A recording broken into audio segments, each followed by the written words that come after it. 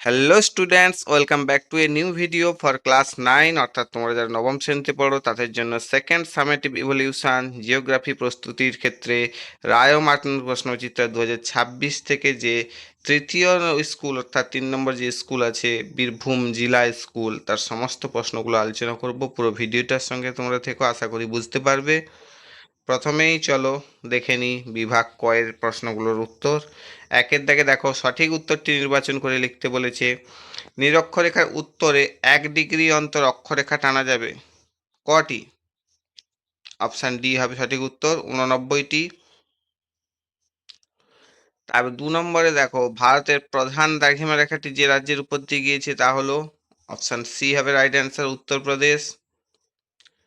3 নম্বরে দেখো, বহির্জাত শক্তি হলো, যতগুলো আছে সবগুলোই ঠিক হবে, নদী, বায়ু, হিমবাহ সবই বহির্জাত শক্তি। 4 নম্বরে দেখো, ভারতের সর্বোচ্চ মালভূমি হলো, অপশান ডি হবে রাইট অ্যান্সার, লাদাখ মালভূমি। 5 নম্বরে দেখো, গোলাকার ভূমিরূপ সৃষ্টি হবে যে অববাহিকারে, তা হলো কি? অপশান এ হবে রাইট অ্যান্সার, স্বল্পমোচন। 6 নম্বরে দেখো, পশ্চিমবঙ্গের উত্তরের অক্ষাংশ হলো, অপশান এ হবে রাইট অ্যান্সার, 27 ডিগ্রি উত্তর। 27 ডিগ্রি উত্তর কিন্তু। 7 নম্বরে দেখো, সুন্দরবনের প্রধান নদী হলো, অপশান এ হবে মাতলা নদী। এবার দুয়ের দাগে যে প্রশ্নগুলো আছে দেখে নিই চলো। সত্য এবং মিথ্যা লিখতে বলেছে যে কোনো 4টি। একই অক্ষরেখায় সর্বদা একই সময় সূর্যাস্ত ও সূর্যোদয় হয়, এই কথাটা কিন্তু মিথ্যা, কারণ একই অক্ষরেখায় একই সময় সূর্যোদয় এবং সূর্যাস্ত হতেই পারে না। একই দ্রাঘিমা রেখায় কিন্তু হয়ে থাকে এটা, ঠিক আছে। এইবারে দেখো, 2 নম্বরে দেখো, আর্দ্র অঞ্চলের সমপ্রায় ভূমির উপর অবস্থিত টিলাকে ইনসেল বার্চ বলে, এটা কিন্তু মিথ্যা। শুষ্ক বা মরু অঞ্চলের টিলাকে ইনসেল বার্চ বলা হয়, আর্দ্র অঞ্চলে নয়। 3 নম্বরে দেখো, রাসায়নিক আবহাবিকারে শিলার সমস্ত ধর্ম অপরিবর্তিত থাকে, এটাও কিন্তু মিথ্যা হবে, কারণ রাসায়নিক ধর্ম বদলে যায়। রাসায়নিক আবহাবিকারে শিলার ধর্মটা বদলে যায়, কিন্তু শিলার সমস্ত ধর্ম অপরিবর্তিত থাকে না, সেখানে কেমিক্যাল রিয়াকশন হচ্ছে। 4 নম্বরে দেখো, মৃতপ্রায় বদ্বীপ অবস্থান করছে মুর্শিদাবাদ জেলায়, এটা কিন্তু সত্য। এবার 5 নম্বরে দেখো, হাড় প্যান দেখা যায় ল্যাটেরাইট মৃত্তিকায়, এটাও সত্য। 3 নম্বরে দেখো, এক কথায় উত্তর দিতে বলেছে যে কোনো 4টি। দেখে নাও, 1 নম্বর যে প্রশ্ন আছে, 1 সেকেন্ড দ্রাঘিমার পার্থক্যে সময়ের পার্থক্য কত হয়? 1 সেকেন্ড দ্রাঘিমার পার্থক্য সময়ের পার্থক্য জানি কি, 1/15 সেকেন্ড বা 0.66 সেকেন্ড, ঠিক আছে, 0.066 সেকেন্ড। আর এটা তো অবশ্যই জানো, দ্রষ্টব্যে যেটা লেখা আছে, 1 ডিগ্রি সমান 4 মিনিটের পার্থক্য হয়, আর 1 মিনিটে 4 সেকেন্ডের পার্থক্য হয়, বইতে আছে দেখবে। এবার 2 নম্বরে দেখে নাও, পৃথিবীর দীর্ঘতম ভঙ্গিলা পর্বত কোনটি? আন্দিজ পর্বতমালা। 3 নম্বরে দেখো, মৃত্তিকার এ ও বি স্তরকে একত্রে কি বলা হয়? সোলাম বলা হয়, মৃত্তিকার এ ও বি স্তরকে একত্রে সোলাম বলা হয়। 4 নম্বরে দেখো, পশ্চিমবঙ্গের প্রতিবেশী রাজ্যের সংখ্যা কত? পশ্চিমবঙ্গের প্রতিবেশী রাজ্যের সংখ্যা, ভারতের পশ্চিমবঙ্গের মানচিত্র দেখবে, দিলে বুঝতে পারবে প্রতিবেশী রাজ্য 5টি আছে যা পশ্চিমবঙ্গের সঙ্গে বর্ডার শেয়ার করেছে, সেগুলি হলো বিহার, ঝাড়খণ্ড, ওড়িশা, সিকিম ও অসম। 5 নম্বরে দেখো, পশ্চিমবঙ্গে প্রবাহিত একটি উষ্ণ স্থানীয় বায়ুর নাম কি? পশ্চিমবঙ্গে উষ্ণ স্থানীয় বায়ু লু প্রবাহিত হয়, উত্তরে হাওয়া দেয়, উত্তর দিক থেকে এক প্রকার উষ্ণ বায়ু প্রবাহিত হয়, যার নাম লু, আমরা জানি গ্রীষ্মকালে প্রভাবিত হয়ে থাকে। চলো এবার 4 থেকে যে প্রশ্নগুলো আছে দেখে নিই। নিম্নলিখিত প্রশ্নগুলো উত্তর দিতে বলেছে। 1 নম্বরে দেখো, কর্কটক্রান্তি রেখার গুরুত্ব লিখতে বলেছে। কর্কটক্রান্তি রেখা হলো পৃথিবীর মানচিত্রে অঙ্কিত প্রধান 5টি অক্ষাংশের একটি। এটি বিষুব রেখা হতে উত্তরে অবস্থিত এবং 23 ডিগ্রি 26 মিনিট 22 সেকেন্ড অক্ষাংশ বরাবর কল্পিত একটি রেখা, অর্থাৎ বিষুব রেখা হতে উত্তরে অবস্থিত, যেটা 23 ডিগ্রি 26 মিনিট 22 সেকেন্ড, বা আমরা যাকে মানচিত্রে লিখে থাকি বা ছবি আঁকার সময় লিখে থাকি কত, 23.5 ডিগ্রি আকারে লিখে থাকি, অর্থাৎ 23 ডিগ্রি 26 মিনিট 22 সেকেন্ড অক্ষাংশ বরাবর কল্পিত একটি রেখা। এই অক্ষাংশই হলো কর্কটক্রান্তি রেখা, মনে রাখবে সবসময়। এর গুরুত্ব কি আছে? 1 নম্বর দেখে নাও, 21শে জুন আর 22শে ডিসেম্বর এই রেখায় সূর্য লম্বভাবে কিরণ দেয়, ফলে পৃথিবীতে কর্কট সংক্রান্তি সংগঠিত হয়, মনে রাখবে। আর 2 নম্বরে দেখো, এটি সূর্যের উত্তরায়ণের শেষ সীমা কিন্তু। আর 3 নম্বর কি, এটি উত্তর গোলার্ধের উষ্ণমণ্ডল নাতিশীতোষ্ণ মণ্ডলের সীমা রূপে গুরুত্বপূর্ণ, এগুলোই হচ্ছে এর গুরুত্ব। চলো এর অথবা যে প্রশ্ন আছে দেখে নিই। নিরক্ষরেখার গুরুত্ব লিখতে বলেছি। নিরক্ষরেখার ভৌগোলিক বিভাজনটা আগে জেনে নিই। নিরক্ষরেখা সুমেরু বিন্দু, কুমেরু বিন্দু অর্থাৎ নর্থ পোল আর সাউথ পোল থেকে সমান দূরে থাকে বলে গোলাকার পৃথিবীকে দুটি সমান ভাগে ভাগ করে, যেটাকে ইকুয়েটর বলা হয়। মাঝখানে লেখা আছে দেখো ইকুয়েটর, 0 ডিগ্রি। সমান দূরত্বে অবস্থিত নর্থ পোল আর সাউথ পোল থেকে, সেই জন্য পৃথিবীকে এটার কাজ কি সমান দুভাগে ভাগ করে, উত্তর গোলার্ধ আর একটা দক্ষিণ গোলার্ধ। অর্থাৎ নিচের দিকটা হচ্ছে সাউথ পোল বা দক্ষিণ গোলার্ধ, উপরের দিকটা নর্থ পোল বা উত্তর গোলার্ধ।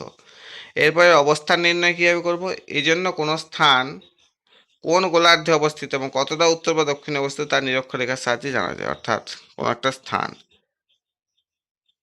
সেটা কোন গোলার্ধে অবস্থিত সেটা নিরক্ষরেখার সাহায্যে আমরা তাহলে সহজেই বুঝতে পারি। এবার হচ্ছে জলবায়ু নির্দেশিকা। এটি জলবায়ু অঞ্চল নির্ধারণে সহায়তা করে, কারণ উচ্চতর অক্ষাংশের তুলনায় নিরক্ষীয় অঞ্চলের নিকটবর্তী অঞ্চলগুলিতে স্বতন্ত্র ক্রান্তীয় জলবায়ু বিরাজ করে। আর উত্তরে গেলে কি, পরপর গেলে মেরু জলবায়ু আমরা দেখতে পাই একদম উত্তরে। এটা হচ্ছে জলবায়ু নির্দেশিকার কাজ করে থাকে।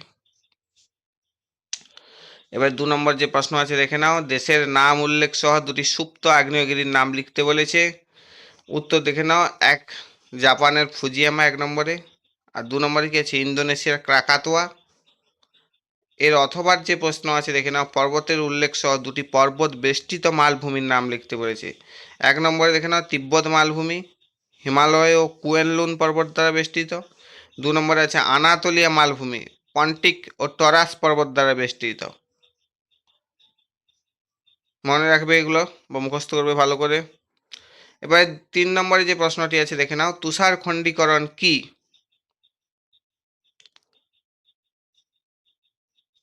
যেটা একটা ফিজিক্যাল ওয়েদারিং এর একটা পার্ট, এটাকে ফ্রস্ট ওয়েজিং বলা হয়।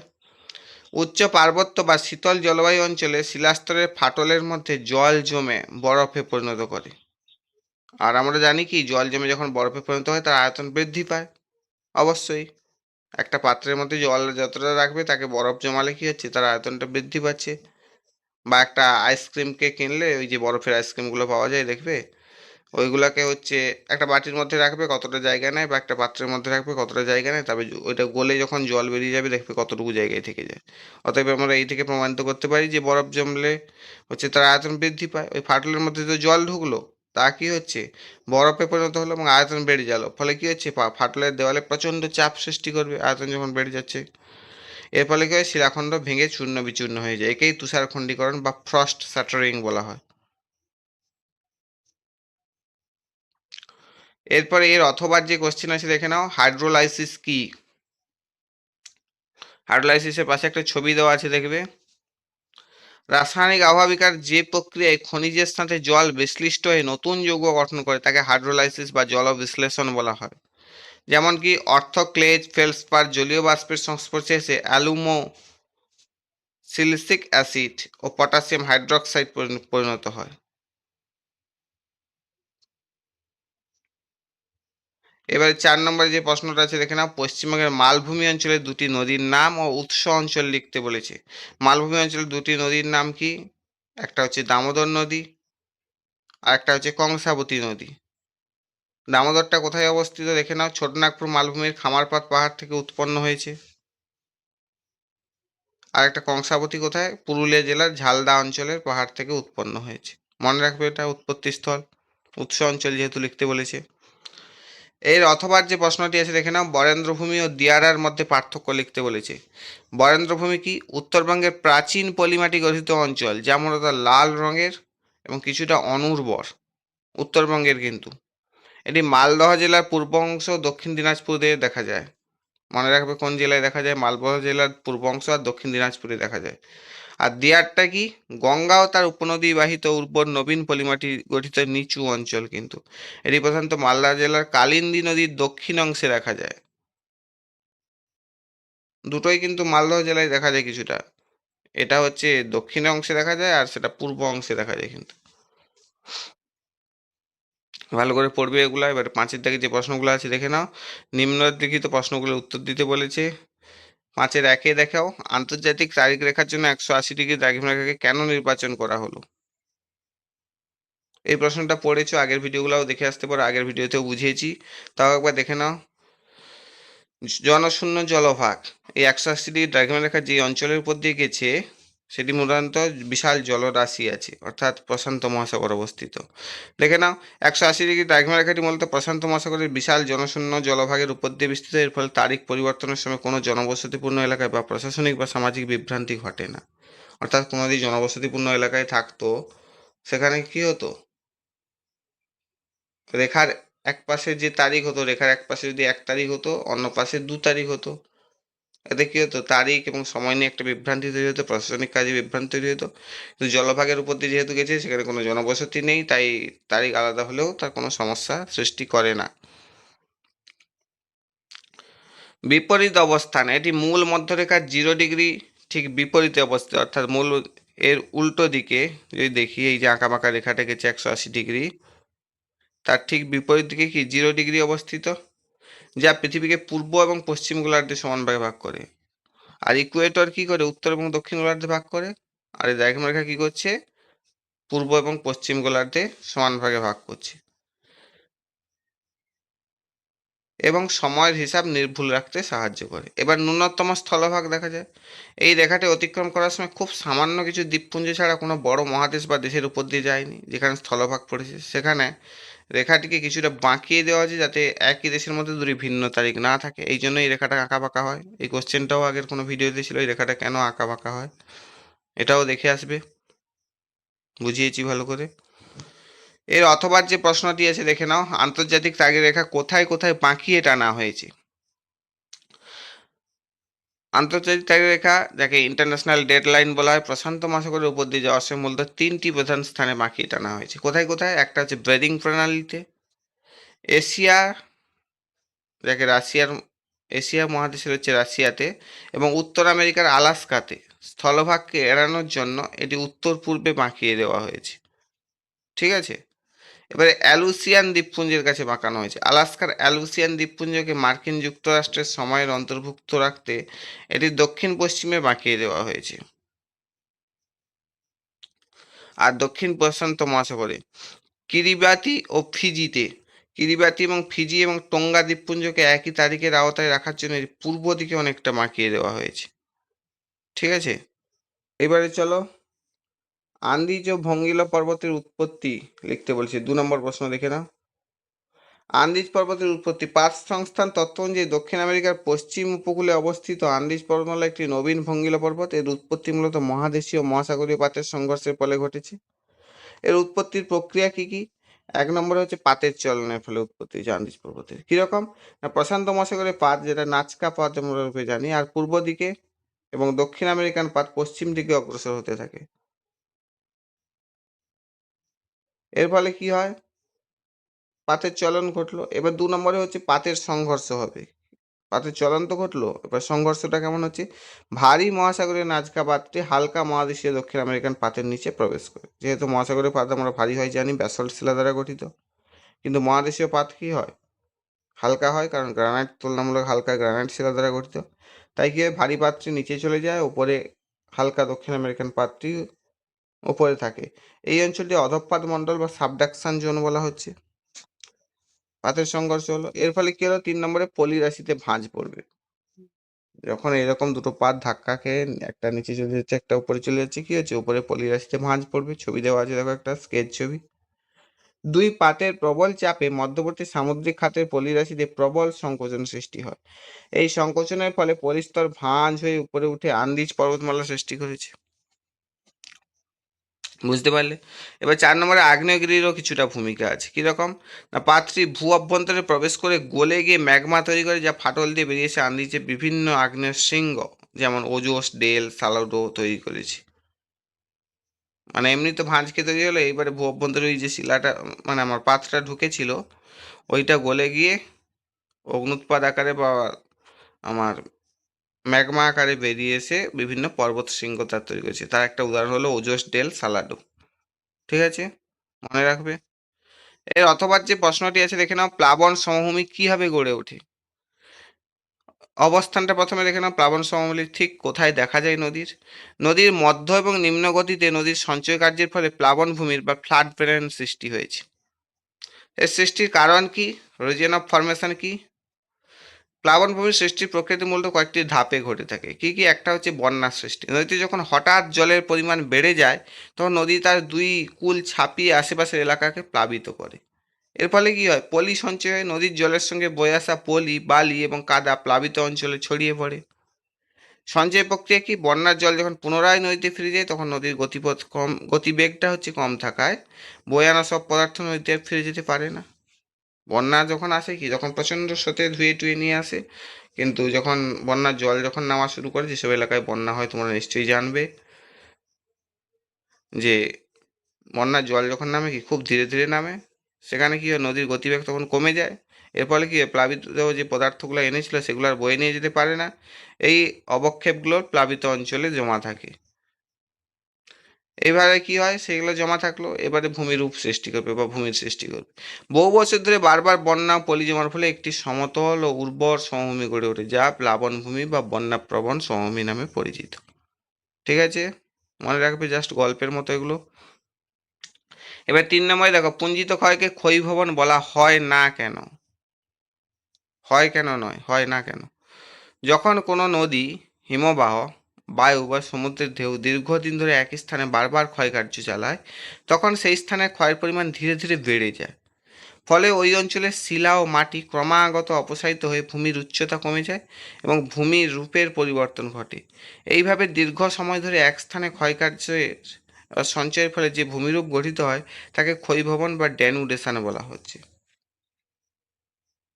অর্থাৎ পুঞ্জিত বা ধারাবাহিক ক্ষয়ের ফলে ভূমির উচ্চতা হ্রাস পেয়ে ভূমি সমতল বা নিচু হয়ে যায়। তাই পুঞ্জিত ক্ষয়কে ক্ষয়ীভবন বলে না। এইটাই হচ্ছে ইন কনক্লুশন। মানে পুঞ্জিত বা ধারাবাহিক ক্ষয়ের ফলে কি ভূমির উচ্চতা হ্রাস পায় এবং ভূমি সমতল বা নিচু হয়ে যায়, তাই পুঞ্জিত ক্ষয়কে ক্ষয়ীভবন বলা হয় না। এবার এর অথবা যে প্রশ্নটি আছে দেখে নাও, বোলপুরে খোয়াই দেখা যায় কেন? বোলপুরে খোয়াই অঞ্চলে বিশেষ ভৌগোলিক জলবায়ুগত বৈশিষ্ট্যের কারণে এটি সৃষ্টি হয়েছে। 1 নম্বরে হচ্ছে ল্যাটেরাইট মাটি। বোলপুর অঞ্চলে মাটি মূলত ল্যাটেরাইট প্রকৃতির, যা বেশ আলগা এবং সহজেই ক্ষয়প্রাপ্ত হয়। অসম বৃষ্টিপাত, স্বল্প সময়ের প্রবল বৃষ্টিপাতের ফলে মাটির উপরিভাগ ধুয়ে যায়, এটাকে সিড ইরোশন নামে আমরা জানি, উপরিভাগ ধুয়ে যাওয়াকে। এবং ছোটো ছোটো নালী বা খাতের সৃষ্টি হয়, ওইগুলাকে কিন্তু খোয়াই বলে। ওই পাশে একটা ছবি দেওয়া আছে দেখো, সিড ইরোশনের ফলে কোথাও কি হয়, হঠাৎ হচ্ছে অসম বৃষ্টি বা স্বল্প সময় প্রবল বৃষ্টির ফলে কী হচ্ছে, কোথাও ধুয়ে যাচ্ছে, কোথাও নদী, নদী ঠিক নয়, মানে জল গড়তে গড়তে একটা ড্রেনের মতো হয়ে যাচ্ছে, কোথাও হট করে বসে গিয়ে গর্ত তৈরি সৃষ্টি হচ্ছে। এগুলাই কি বলা হচ্ছে? এগুলাকে খোয়াই বলা হচ্ছে, নালী বা খাতের সৃষ্টি হয়। এবার গালি ক্ষয় দেখা যায়, গালি স্থান দেখা যায় বৃষ্টির জল মাটির নরম স্তরে গভীর খাতের সৃষ্টি করছে। মানে উপরের কি হচ্ছে, সিড ইরোশন হওয়ার পরে নিচে নরম স্তর বেরিয়ে আসছে, সেখানে গভীর খাতের সৃষ্টি করছে, যা কালাক্রমে খোয়াই বা ব্যাটল্যান্ড ভূপ্রকৃতিতে পরিণত হয়। পাশে একটা ছবি দেওয়া আছে দেখো, বহুদিন দীর্ঘকাল ধরে এরকম কাজ হতে হতে কি হয়েছে, ব্যাটল্যান্ড পরিণত হয়েছে, যেখানে কৃষিকাজ বা কোনো কিছু কাজে হচ্ছে অনুপযুক্ত টোটালি। এরপরে উদ্ভিদের অভাব, এই অঞ্চলে বনভূমির পরিমাণ কম হয়, মাটির কণাগুলি আলগা থাকে এবং সহজেই বৃষ্টির জলে ধুয়ে যায়, এটা একটা কারণ।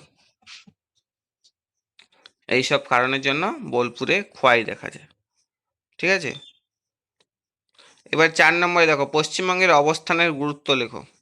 পশ্চিমবঙ্গের অবস্থানের গুরুত্ব নিচে সংক্ষেপে আলোচনা করা হলো। একটা হচ্ছে আন্তর্জাতিক ও আন্তঃরাজ্য বাণিজ্যের সুবিধা আছে। পশ্চিমবঙ্গ ভারতের এমন এক স্থানে অবস্থিত যা পূর্ব এবং উত্তর ভারতের প্রবেশদ্বার। পূর্ব আর উত্তর পূর্ব ভারতের প্রবেশদ্বার। কলকাতা ও হলদিয়া বন্দরের মাধ্যমে দক্ষিণ পূর্ব এশিয়ার দেশগুলোর সঙ্গে জলপথে বাণিজ্য করা সহজ হয়ে থাকে। শিলিগুড়ি করিডোর বা চিকেন স্নেক যেটাকে বলছি, ঠিক এই জায়গাটায়, এইরকম জায়গাটায় এই চিকেন স্নেক ধরা হয়, এইরকম জায়গাটাকে।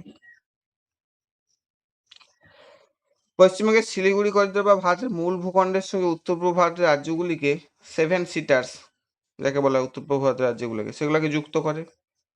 সামরিক ও কৌশলগত দিক থেকে এই অঞ্চল খুবই অপরিসীম কিন্তু। 3 নম্বরে হচ্ছে প্রতিবেশী দেশগুলির সঙ্গে সংযোগ। পশ্চিমবঙ্গের 3 দিকে নেপাল, ভুটান এবং বাংলাদেশ রাষ্ট্র অবস্থিত। এই দেশগুলোর সঙ্গে ভারতের বৈদেশিক বাণিজ্যের একটি বড় অংশ পশ্চিমবঙ্গের স্থলপথের মাধ্যমেই সম্পন্ন হয়ে থাকে। এবারে হচ্ছে উর্বর পলি ও সমভূমি ও কৃষি। উর্বর পলি, সমভূমি ও কৃষি। গঙ্গা ব্রহ্মপুত্র বদ্বীপের অংশ হয় এই রাজ্যের মাটি অত্যন্ত উর্বর হয়। অনুকূল জলবায়ু ভৌগোলিক অবস্থানের কারণে এখানে ধান ও পাটের উৎপাদন প্রচুর হয়, যা রাজ্যের অর্থনীতিতে গুরুত্বপূর্ণ ভূমিকা রাখে। এবারে 5 নম্বরে আছে পর্যটন শিল্প। উত্তরে হিমালয় পর্বতমালা থেকে দক্ষিণে বঙ্গোপসাগর এমন বৈচিত্র্যময় অবস্থানের কারণে এখানে পর্যটন শিল্পের বিশেষ উন্নতি ঘটেছে। এগুলোই মেনলি কারণ।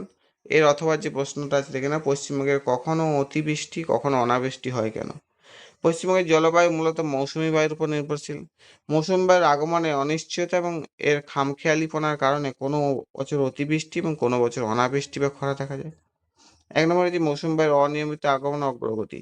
দক্ষিণ পশ্চিম মৌসুমী বায়ু কখনো খুব সক্রিয় হলে অতিবৃষ্টি হয়, আবার দুর্বল হলে অনাবৃষ্টি হয়। এটা হচ্ছে 1 নম্বর কারণ। অনিয়মিত আগমন হয়, কোনো বছর তাড়াতাড়ি বৃষ্টি চলে আসে, কোনো বছর দেরি করে আসে, কোনো বছর অল্প বৃষ্টিপাত হয়, কোনো বছর প্রচুর বৃষ্টিপাত হয়। এবার 2 নম্বরে হচ্ছে নিম্নচাপের সৃষ্টি ও গতিপথের পরিবর্তন। বঙ্গোপসাগরের সৃষ্ট নিম্নচাপ পশ্চিমবঙ্গের উপর দিয়ে অতিক্রম করলে অতিবৃষ্টি হয়, কিন্তু নিম্নচাপ অন্যদিকে সরে গেলে বৃষ্টির পরিমাণ কমে অনাবৃষ্টি দেখা যায়। এবার 3 নম্বরে হচ্ছে প্রাকৃতিক ও জলবায়ুগত কারণ আছে। হিমালয় পর্বত, উপকূলীয় অবস্থান, জলবায়ুর পরিবর্তন এবং এল নিনো এর মতো বৈশ্বিক প্রভাবের কারণে বৃষ্টিপাতের তারতম্য ঘটে। তাহলে 4টা মেনলি কারণ। একটা হচ্ছে হিমালয় পর্বতের অবস্থান, একটা জলবায়ু উপকূলীয় অবস্থান অর্থাৎ বঙ্গোপসাগর আছে, আর জলবায়ুর পরিবর্তন আছে, আর একটা হচ্ছে এল নিনো। এই 4টা যে প্রভাব ফেলে পশ্চিমবঙ্গের জলবায়ুর উপর, এর কারণে হচ্ছে পশ্চিমবঙ্গে কখনো অতিবৃষ্টি আবার কখনো অনাবৃষ্টি হয়। শেষে এইটুকুই উপসংহার লিখবে। তাই মৌসুমী বায়ুর সক্রিয়তা, নিম্নচাপের অবস্থান, জলবায়ুগত পরিবর্তনের ফলে পশ্চিমবঙ্গে কখনো অতিবৃষ্টি কখনো অনাবৃষ্টি দেখা যায়। যেইগুলো এত সময় পড়লে সেটা লাস্টে সংক্ষেপে লিখে উপসংহার লিখে শেষ করবে। এবারে চলো 6 থেকে যে প্রশ্নগুলো আছে দেখে নিই। যে কোনো একটি প্রশ্নের উত্তর দিতে বলেছে। একটা অঙ্ক আছে দেখে নাও। মস্কো, যেটা 37°37' পূর্ব থেকে বেলা 1টায় একটি তার বার্তা পাঠানো হলো, অর্থাৎ ওয়াশিংটনে সকাল 5টা 21 মিনিট 16 সেকেন্ডে বার্তাটি শোনা গেল। এখানে পোনা গেল হয়ে গেছে, এটা শোনা গেল হবে, টাইপিং মিস্টেক। এই জায়গাটায় টাইপিং মিস্টেক হয়েছে, এটা শোনা গেল হবে, পোনা গেল হবে না। ঠিক আছে। ওয়াশিংটনের দ্রাঘিমা কত? এইটাই বার করতে হবে আমাদের। তাহলে কি কি তথ্য দেওয়া আছে প্রথমেই দেখে নাও। প্রদত্ত কি কি দেওয়া আছে। মস্কোর দ্রাঘিমা আমরা দেওয়া আছে, প্রশ্নে দেখতে পাচ্ছি 37°37' পূর্ব। মস্কোর সময় কত দেওয়া আছে? বেলা 1টায় তার বার্তা পাঠানো হয়েছে মস্কোর সময়, তাহলে 1টা 00 মিনিট 00 সেকেন্ড। 1টা PM, দুপুর বেলা 1টা যেহেতু, বা দুপুর 1টা বলেছি মানে কি 1টা PM, বা 13টাও হিসেবে আমরা ধরতে পারি। মোবাইলে দেখায় না 13টা, 12র পরে 1 আমরা ধরি, বা 13ও হয়। ঠিক আছে। এবারে ওয়াশিংটনের সময় কত দেওয়া আছে? 5টা 21 মিনিট 16 সেকেন্ড, সকাল কিন্তু। তাহলে কি হবে? AM হবে। তাহলে 5টা 21 মিনিট 16 সেকেন্ড AM, বা 5টা 21 16 AM। এবারে ধাপ 1 বা স্টেপ 1-এ দেখে নাও কীভাবে করবো। সময়ের পার্থক্য নির্ণয় করতে হবে প্রথমে। মস্কোর সময় কত? 13টা। আর ওয়াশিংটনের সময় কত? 5টা 21 মিনিট 16 সেকেন্ড। তাহলে 13টা থেকে 5টা 21 মিনিট 16 সেকেন্ড বাদ দিলে কত পার্থক্য হচ্ছে? 7 ঘন্টা 38 মিনিট 44 সেকেন্ডের পার্থক্য হচ্ছে। সময়ের পার্থক্য পেয়ে গেলাম।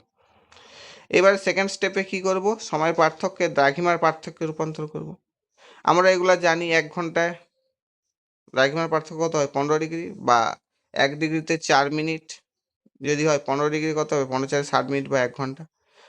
আর 1 মিনিট সময় পার্থক্য কত হচ্ছে? 15 মিনিট। কেন? সেটাও আমরা জানি যে 4 মিনিটে হচ্ছে 1 ডিগ্রি যেমন ভাবে হলো, তেমন ভাবে 1 মিনিটে হচ্ছে কত হয়? 4 সেকেন্ড হয়। তাহলে 1 মিনিটে যদি 4 সেকেন্ড সময়ের পার্থক্য হয়, তাহলে 15 মিনিটে কত হবে? 15×4 = 60 সেকেন্ড বা 1 মিনিট। সেমভাবে এটাও 1 সেকেন্ডে 15 সেকেন্ড পার্থক্য হবে, দ্রাঘিমার পার্থক্য। 1 সেকেন্ড সময়ে দ্রাঘিমার পার্থক্য 15 সেকেন্ড। ঠিক আছে। এগুলো আমরা জানি, আশা করি, বা বইতে আছে দেখবে। 7 ঘন্টায় তাহলে আমরা কত পার্থক্য পেয়েছিলাম? সময়ের পার্থক্য স্টেপ 1-এ কত পেয়েছিলাম? 7 ঘন্টা 38 মিনিট 44 সেকেন্ড। এবারে এটাকে ক্যালকুলেশন করবো। 7 ঘন্টা মানে কত? 1 ঘন্টায় যেহেতু 15 ডিগ্রি হয়, 7 ঘন্টায় মানে 7 × 15 105 ডিগ্রি। এবারে 1 মিনিটে 15 মিনিট দ্রাঘিমার পার্থক্য যদি হয়, তাহলে 38 মিনিটের সময়ের পার্থক্য কত হবে? 38 মিনিটে হবে হচ্ছে 38 × 15 মানে 570 মিনিট। 570 মিনিট মানে কত? 9 ডিগ্রি 30 মিনিট। 1 ডিগ্রি মানে আমরা 60 মিনিট জানি।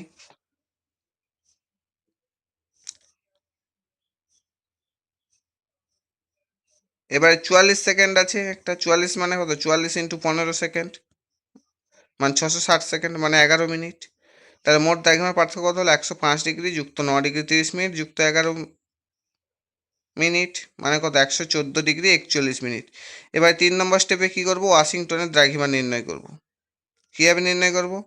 ওয়াশিংটনের সময় মস্কোর তুলনায় পিছিয়ে যেহেতু আছে, তাই ওয়াশিংটন মস্কোর পশ্চিমে অবস্থিত। ওয়াশিংটনের দ্রাঘিমা তাহলে কত দেওয়া আছে প্রশ্নে? 37 ডিগ্রি 37 মিনিট পূর্ব। তা থেকে 114 ডিগ্রি 41 মিনিট যদি বাদ দিয়ে দিই, তাহলে ওয়াশিংটনের দ্রাঘিমা কত আসবে? 7 ডিগ্রি 04 মিনিট পশ্চিম। বুঝতে পেরেছো? এবারে হচ্ছে 2 থেকে যে প্রশ্নটা আছে এখানে মালভূমির গুরুত্ব লিখতে বলেছি। 1 নম্বরে হচ্ছে কি খনিজ সম্পদের ভাণ্ডার, এগুলো অনেকবারই পড়েছো, তো আগের ভিডিওগুলোও দেখে আসতে পারো, তাও একবার দেখে নাও। মালভূমি অঞ্চলে কয়লা, লোহা করিক, ম্যাঙ্গানিজ, বক্সাইট, মাইকা প্রভৃতি মূল্যবান খনিজ প্রচুর পরিমাণে পাওয়া যায়। 2 নম্বরে শিল্পের বিকাশ, খনিজ সম্পদের প্রাচুর্যের কারণে লোহা, ইস্পাত, সিমেন্ট, অ্যালুমিনিয়াম, বিদ্যুৎ উৎপাদন সব বিভিন্ন ভারী শিল্প এখানে গড়ে উঠেছে। 3 নম্বরে হচ্ছে কৃষিকাজে সহায়ক, কিছু মালভূমি অঞ্চলে কালো লাল মাটি, তুলা, ডাল, তৈলবীজ, বাজরা ইত্যাদি ফসলের চাষ হয়। 4 নম্বরে জলবিদ্যুৎ উৎপাদন হয়, মালভূমি অঞ্চলে নদীগুলিতে জলপ্রপাত ও খরস্রোতা থাকায় জলবিদ্যুৎ উৎপাদনের প্রচুর সম্ভাবনা রয়েছে। 5 নম্বরে পর্যটন ও বনসম্পদ, মালভূমির প্রাকৃতিক সৌন্দর্য, পাহাড়, জলপ্রপাত ও বনভূমি পর্যটকদের আকর্ষণ করে এবং বন থেকে কাঠ, ঔষধি গাছ ও অন্যান্য বনজ সম্পদ পাওয়া যায়। এই সব কিছু মিলিয়ে উপসংহার কি? খনিজ সম্পদ, শিল্প, কৃষি, জলবিদ্যুৎ ও পর্যটনের ক্ষেত্রে গুরুত্বপূর্ণ ভূমিকা পালন করায় মালভূমি একটি অত্যন্ত গুরুত্বপূর্ণ ভূপ্রাকৃতিক অঞ্চল। ঠিক আছে? এবার 3 নম্বরে যে প্রশ্নটা আছে দেখে নাও। পশ্চিমবঙ্গের যে কোনো 3 প্রকার মৃত্তিকার ও স্বাভাবিক উদ্ভিদের মধ্যে সম্পর্ক লিখতে বলেছি। পশ্চিমবঙ্গের যে কোনো 3 প্রকার মৃত্তিকা এবং তাদের উপর নির্ভরশীল স্বাভাবিক উদ্ভিদের মধ্যে সম্পর্ক নিয়ে আলোচনা করা হলো। 1 নম্বরে কি? পার্বত্য মৃত্তিকা ও পার্বত্য উদ্ভিদ। মৃত্তিকার প্রকৃতি কি? পশ্চিমবঙ্গের হচ্ছে পার্বত্য অঞ্চলে প্রধানত পর্জল বা বাদামি পার্বত্য মৃত্তিকা দেখা যায়। এই মাটিতে জৈব পদার্থের বা হিউমাস যাকে বলা হয়, অর্থাৎ গাছের পচা পাতা বহুদিন ধরে সঞ্চিত হতে হতে যে সার বা যে স্তর তৈরি হয়ে থাকে, হিউমাস স্তর বলা হয়, এর পরিমাণ বেশি থাকে। তবে মাটি অম্লধর্মীয় নুড়ি পাথরযুক্ত হয়ে থাকে। এটাই হচ্ছে পার্বত্য মৃত্তিকার প্রকৃতি। এবার এখানে কি উদ্ভিদ দেখা যায় সেটা জেনে নাও। মাটির অম্লতা এবং উচ্চতার তারতম্যের কারণে এখানে উচ্চতন যে বিভিন্ন ধরনের উদ্ভিদ জন্মায়, যেমন হচ্ছে নিম্ন পার্বত্য অঞ্চলে চিরহরিত পর্ণমোচী, উচ্চ পার্বত্য অঞ্চলে সরলবর্গীয় উদ্ভিদ যেমন পাইন, ফার, দেবদারু ও রোডোডেনড্রন প্রচুর পরিমাণে দেখা যায়। এবার 2 নম্বরে দেখে নাও পলিমৃত্তিকা ও আর্দ্র পর্ণমোচী উদ্ভিদ। মৃত্তিকার প্রকৃতি কোথায় দেখা যায় বা কীরকম? পশ্চিমবঙ্গের সমভূমি অঞ্চল যেমন রাঢ় অঞ্চল, উত্তর ও দক্ষিণবঙ্গের সমভূমি উর্বর পলিমৃত্তিকা দেখা যায়। এই মাটিতে নাইট্রোজেন, ফসফরাস ও পটাশের ভারসাম্য ভালো থাকে এবং জল ধারণ ক্ষমতা বেশি। এই জন্য এখানে কী ধরনের উদ্ভিদ দেখা যায়? উর্বর পলিমাটি ও পর্যাপ্ত জলের কারণে এখানে মূলত ক্রান্তীয় আর্দ্র পর্ণমোচী উদ্ভিদ জন্মায়। বর্ষাকালের শেষে এই উদ্ভিদের পাতা ঝরে যায়। এখানকার প্রধান প্রধান গাছ হলো শাল, সেগুন, মহুয়া, পলাশ, শিমুল এবং বাঁশ। মনে রাখবে এটা। এবার 3 নম্বর যেটা আছে দেখে নাও লবণাক্ত মৃত্তিকা ও ম্যানগ্রোভ উদ্ভিদ। মৃত্তিকার প্রকৃতি কি? দক্ষিণবঙ্গের সুন্দরবন ও উপকূলবর্তী অঞ্চলে কাদাময় লবণাক্ত ক্ষারধর্মী মৃত্তিকা দেখা যায়, যা জোয়ারের জলে এই মাটি নিয়মিত প্লাবিত হয়। মাটিতে অক্সিজেনের অভাব থাকে। এই জন্য কি এখানকার উদ্ভিদগুলোতে শ্বাসমূল দেখা যায়। আমরা দেখি অক্সিজেনের অভাব, অক্সিজেন নেওয়ার জন্য কি হয়, অম্লগুলো উপরে উঠে থাকে সোজা হয়ে, যা বাতাস থেকে বা বায়ু থেকে সরাসরি অক্সিজেন গ্রহণ করে। এখানকার উদ্ভিদ কী কী? এই বিশেষ লবণাক্ত অক্সিজেন বিহীন মাটিতে টিকে থাকার জন্য উদ্ভিদের শ্বাসমূল বা যেটাকে নিউ মেটাফোর বলা হয় এবং ঠেস মূল যেটাকে স্টিল্ট রুট বলা হয় দেখা যায়। পাশে কিছু ছবি দেওয়া আছে দেখবে। এই মাটিতে প্রধান ম্যানগ্রোভ বা লবণাম্ল উদ্ভিদগুলো জন্মায়। এখানকার প্রধান গাছগুলি হলো সুন্দরী, গরান, গেওয়া, গোলপাতা ইত্যাদি। থ্যাংক ইউ ফর ওয়াচিং, এতটুকু পর্যন্তই। আর যদি ভালো লাগে বন্ধুদেরকে অবশ্যই শেয়ার করো, একটা লাইক করে দিও। কোনো কিছু জানার থাকলে বা কোথাও যদি বুঝতে না পারো অবশ্যই কমেন্ট করে জানাবে। আর সাবস্ক্রাইব করে বেল আইকনটা প্রেস করে রাখো যাতে পরবর্তী ভিডিওগুলো খুব তাড়াতাড়ি পেয়ে যাও। Thank you, tata.